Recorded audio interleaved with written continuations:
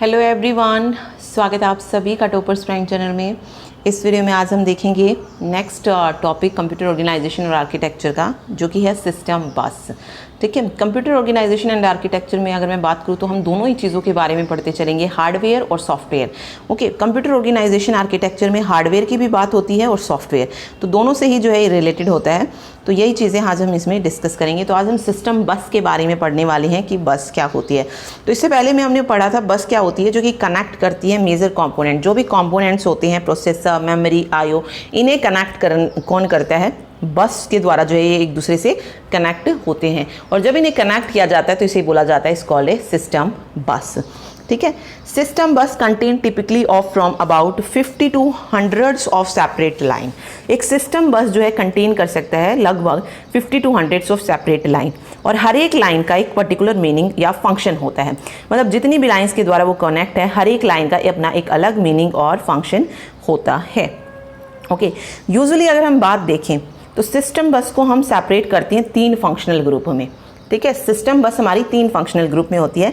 एक डाटा बस होती है, डाटा लाइन कह लीजिए, डाटा बस कह लीजिए, दोनों ही सही हैं। डाटा बस, एड्रेस लाइन और कंट्रोल लाइन। ठीक है, तो सिस्टम बस में मेनली 3 फंक्शनल ग्रुप होते हैं, डाटा लाइन, एड्रेस लाइन और कंट्रोल लाइन।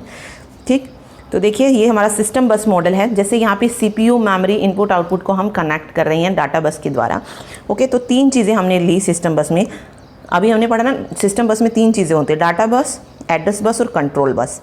ओके, पहले सीपीयू डाटा बस से भी कनेक्ट है, देन एड्रेस बस से, एंड उसके बाद control bus. Same memory connect data से, देन एड्रेस, और उसके बाद कंट्रोल बस, इनपुट आउटपुट। तो ये तीनों जो है इस तरीके से एक दूसरे से जुड़े हुए हैं। तो जो भी कॉम्पोनेंट थे उन्हें क्या कर दिया गया है, इस बस के द्वारा एक दूसरे से जोड़ दिया गया है। यही क्या है, सिस्टम बस है।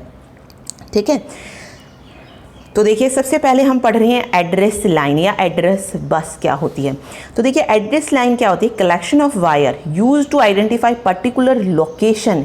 अब एड्रेस की बात हो रही है तो किस लिए यूज करेंगे हम उसका, पर्टिकुलर लोकेशन को आइडेंटिफाई करने के लिए इन मेन मेमोरी। ठीक है, तो collection of wire use to identify particular location in main memory is called address bus. The width of the address bus determine the maximum possible memory capacity of the system.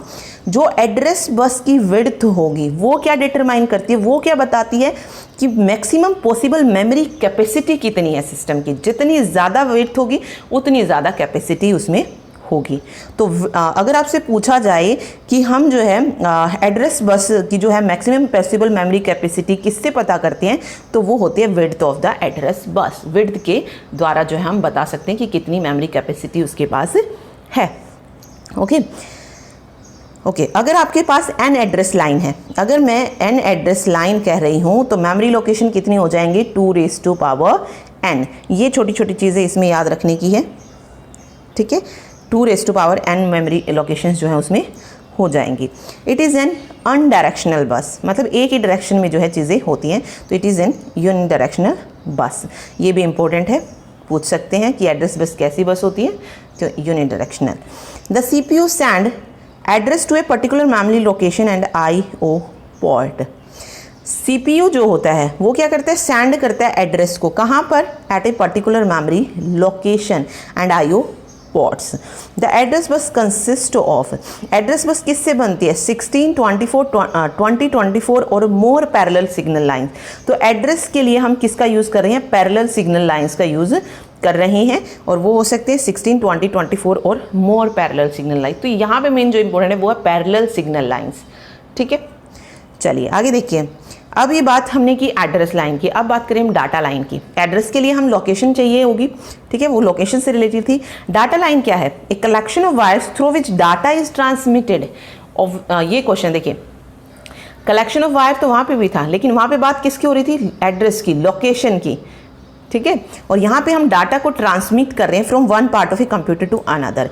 तो यहाँ पे question आपसे पूछा जाएगा, collection of wire through which data is transmitted from one part to another is called, तो उसे बोलते हैं डाटा लाइन। ठीक है, तो data bus can be thought of as a highway on which data travel within a computer. तो data bus को आप हाईवे की तरह मान सकते हैं, जहाँ पे हम डाटा जो है ट्रेवल करता है कंप्यूटर में। ठीक है। This bus connect all the computer component to the CPU and main memory. ये बस क्या करती है, जितने भी कंप्यूटर कंपोनेंट होते हैं CPU के, उन्हें मेन मेमोरी से कनेक्ट करती है। तो CPU और मेन मेमोरी कंपोनेंट को कनेक्ट करने के लिए हम डाटा बस का यूज़ करते हैं, ठीक है। तो जितने भी कंप्यूटर कंपोनेंट होते हैं उन्हें CPU और मेन मेमोरी से जोड़ने के लिए हम डाटा बस का यूज़ करते हैं। द डाटा बेस में कंसिस्ट ऑफ 32, 64, 120 और even more separate lines. Data bus जो है वो कंसिस्ट होती है 32, 64, 128 सेपरेट लाइन्स के द्वारा, ठीक है।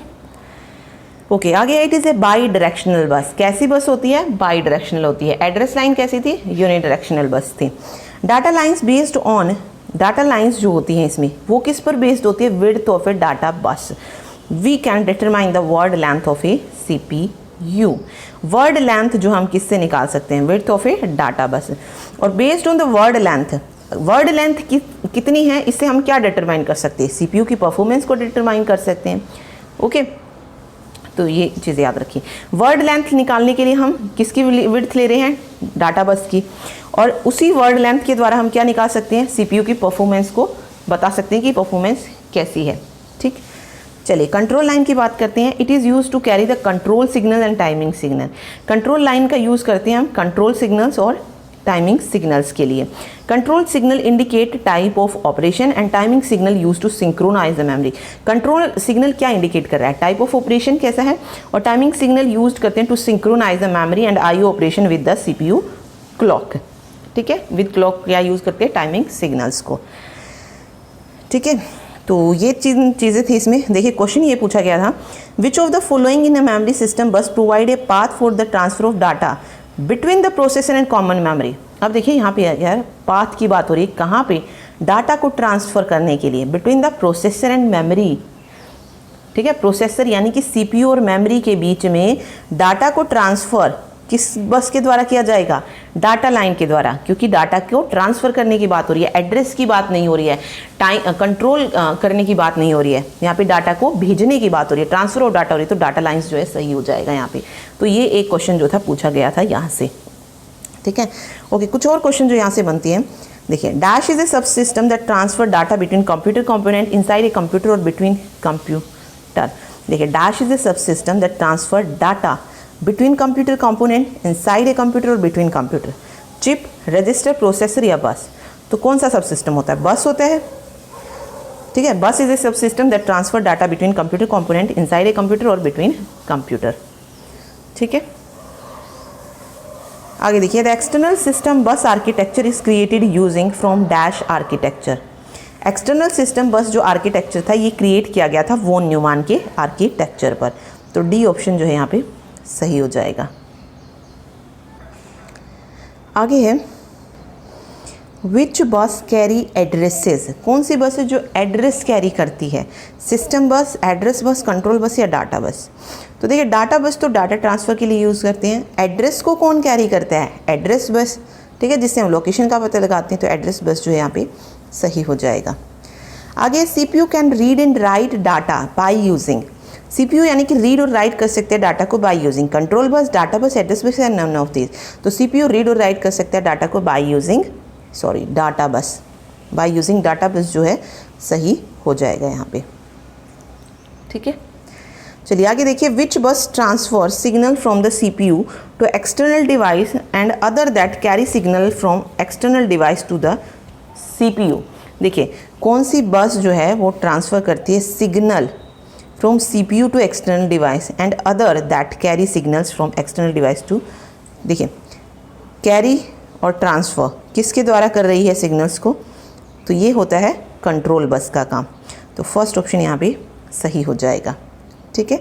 विच मेमोरी रीड और IO read are active data to the processor, input, output, processor या नन ऑफ दीज। ओके, यहाँ पे पूछा गया है कि व्हेन मेमोरी रीड और IO read are active data is to the processor. तो प्रोसेसर कौन सा होता है, इनपुट, ठीक है। मतलब प्रोसेसर के पास जो भी डाटा हम भेजते हैं वो किसका काम है, इनपुट का, ठीक है। ओके, लास्ट जो क्वेश्चन इसमें है, विच of the following is not a valid बस इन कंप्यूटर सिस्टम। जो वैलिड बस नहीं है कंप्यूटर सिस्टम में, डाटा बस भी होती है, एड्रेस बस भी होती है और सिस्टम बस भी होती है, मेमोरी बस नहीं होती है।